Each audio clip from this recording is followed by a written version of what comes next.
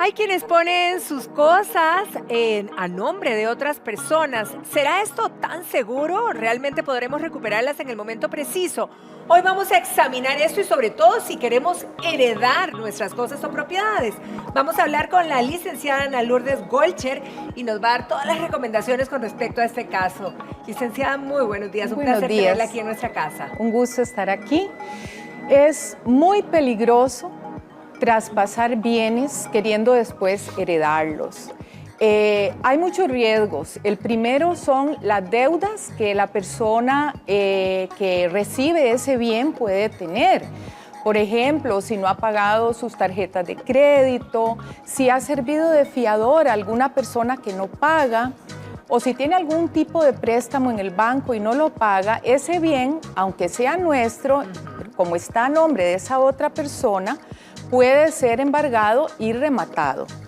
A ver, pongamos un ejemplo, ¿verdad? Digamos, mis papás en vida deciden poner su casa a nombre mío. Yo tengo 2 hermanos. ¿Y qué pasa si algo les sucede y de repente yo tengo a nombre mío la casa? ¿Qué pasa con ellos? Bueno, lo más probable es que ellos se queden sin nada, porque los padres tal vez confían demasiado en los hijos pensando que van a traspasar el bien al hijo mayor, a la hija menor, y inclusive en el testamento muchos ponen que ese bien tiene que repartirse. Claro. Desgraciadamente, cuando ese bien ya se traspasa, ya no es heredable. Lo que diga el testamento ya no va a importar, porque ese bien ya pertenece a otra persona, al hijo o a la hija que ya lo tiene a su nombre. ¿Qué pasa, por ejemplo, cuando alguien quiere heredar a alguien que no es pariente? ¿Se puede? Se puede. Nosotros en el testamento podemos heredar a quien nosotros queramos.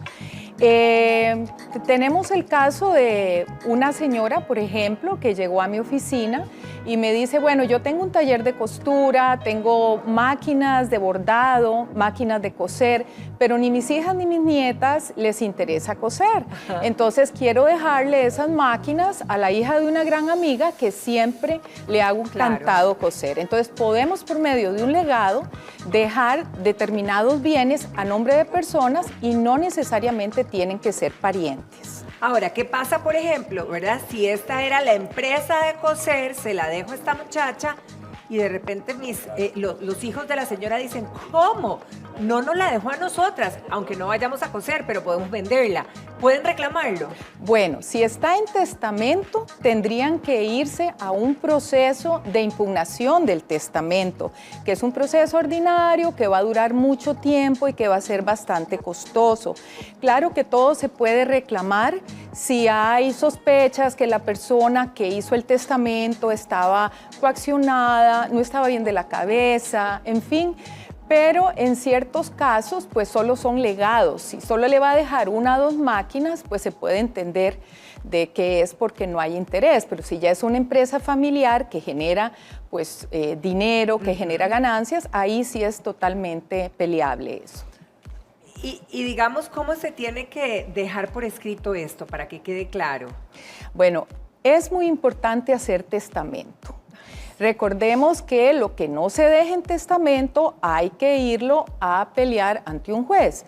Es decir, tenemos que abrir un proceso sucesorio que puede ser ante un notario si no hay menores ni incapaces y si no hay pleitos entre herederos, o si no, hay que hacerlo ante el juez civil de donde falleció la persona. Y es ante ese juez que vamos nosotros a ir a reclamar. ¿Qué es lo que nosotros creemos tener derecho de la persona que falleció? Ahora, cuando hablamos de ese testamento, uno dice, bueno, voy a escribir en un papel, ¿verdad? Mis posesiones, poquitas más o menos, muchas, y decir esto va para tal y va para cual, y lo dejo en una gaveta o esto no tiene ningún valor. ¿Qué es lo correcto? Bueno, hay 2 tipos de testamento. El testamento abierto, que es el que uno va a la oficina de un notario y ahí, ante 3 testigos, dice cómo quiere dejar sus cosas, si a sus hijos, si a sus padres, a quién. Y el otro tipo de testamento es el testamento cerrado, en el que yo escribo qué es lo que quiero, lo meto en un sobre, igualmente tengo que ir donde un notario que va a hacer una razón de que doña Patricia me presentó el sobre con sus disposiciones de última voluntad y yo doy fe ante testigos de que estoy recibiendo ese sobre.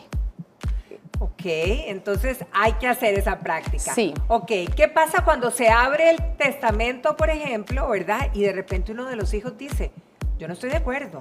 O sea, yo fui el que más cuidé a papá y a mamá o el que más aporté si de alguna manera ayudaban los hijos. ¿En esa situación? Bueno, en esa situación hay que ir a un proceso sucesorio en el juzgado civil y si el hijo tiene los comprobantes de todos esos gastos, a veces el hijo con mayores posibilidades económicas es el que tal vez cubrió el hospital o los medicamentos en los últimos momentos de la persona que ha fallecido. Y entonces puede presentar esas facturas, esos comprobantes de gastos y pedir que se le reconozcan como un crédito a su favor en el proceso de sucesión. Pero desgraciadamente hay que cumplir lo que dice el testamento. Por eso es un testamento. Por eso es un testamento. Entonces muchas veces los padres no se ponen a favorecer al hijo que los cuidó o que estuvo más y a veces reparten las cosas de manera equitativa, incluyendo a hijos que tal vez ni viven en el país o ni los visitaban, ¿verdad? ¿Qué pasa, por ejemplo, cuando aparecen fuera del matrimonio, por ejemplo, hijos e incluso que son menores de edad? Ok. Todos los hijos menores de edad tienen derecho a personarse en una herencia y tienen derecho a alimentos hasta los 18 años. Como hay menores, entonces este proceso va a ser ante el juez civil.